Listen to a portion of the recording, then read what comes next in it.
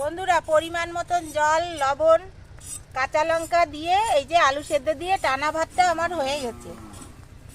ভাতটা এবার নামিয়ে নিচ্ছি।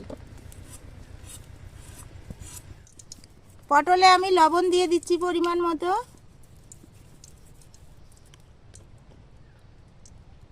হলুদও দিয়ে দিচ্ছি পরিমাণ মতো। এবার হলুদ লবণটা সুন্দর করে মেখে নেই।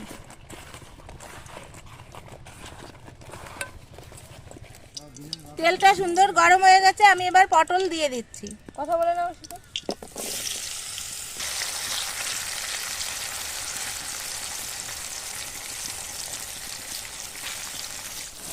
দেখো বন্ধুরা, ক্ষেতের থেকে কচি কচি পটল তুলে এনে কি সুন্দর করে ভাজছি।